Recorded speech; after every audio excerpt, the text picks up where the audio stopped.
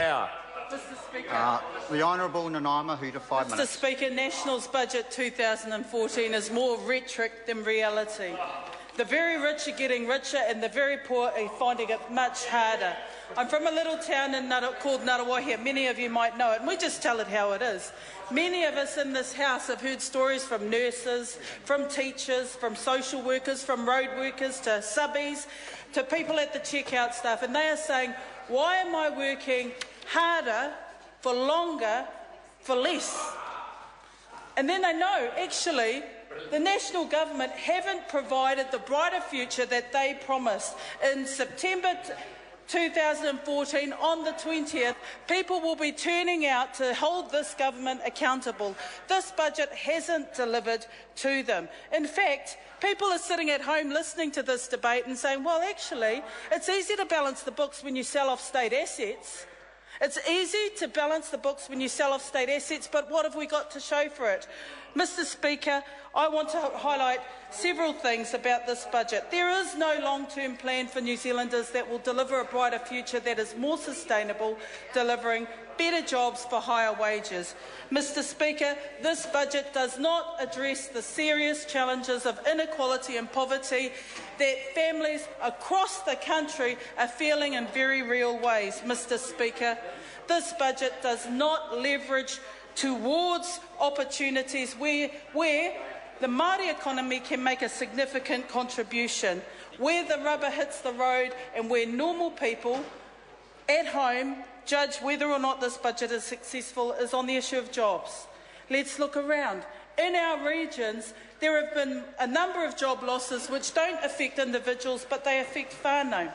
In places like the Northland, in the Bay of Plenty, in Gisborne and in Manawatu, look at the statistics. They tell a very different story than the one that the government is trying to have you believe. The regions are suffering. There haven't been solutions to grow more jobs in those places where families really need the opportunity. They need to be backed.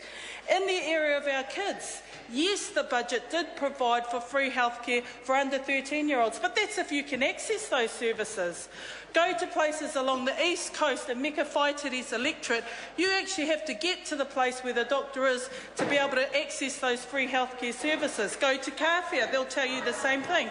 Go to Manurewa, where they are already oversubscribed from dealing with a number of vulnerable users, and they will tell you we are already under pressure. Will this funding deliver extra doctors in our clinic?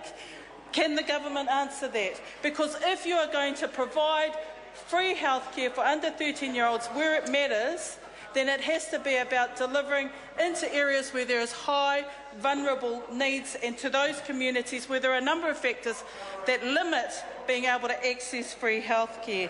In the area of homes, what we see is a solution from the government where they are transferring the responsibility of social housing to the third sector. They are transferring the responsibility of social housing to the third sector and stepping back and away from that responsibility. To me, that doesn't sound like upholding the opportunity for people to have affordable rentals. That's passing on the problem.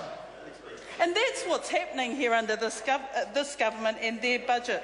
In fact, what's also happening in the space of housing is that home ownership is a distant prospect for middle and low-income earners who are scrimping and saving to try and get the 5% deposit, let alone the 10% deposit. It is a very real challenge. And if this government is going to stand up and promote a budget that is delivering on the front of jobs, on the front of kids, on the front of homes, on all three counts, they have failed miserably. There are serious challenges. You cannot just put a plaster on a wound that is beginning to fester, and that is inequality and poverty. This government on September the 20th will be judged by the way in which it helps the most vulnerable in our society. I, alongside the colleagues in the Labour team, say that they have failed miserably. Mr Speaker, finally, on the issue of treaty settlements, can I say, if this was a budget that delivered opportunity to leverage off treaty settlements, we would see far different solutions than the ones coming from the government.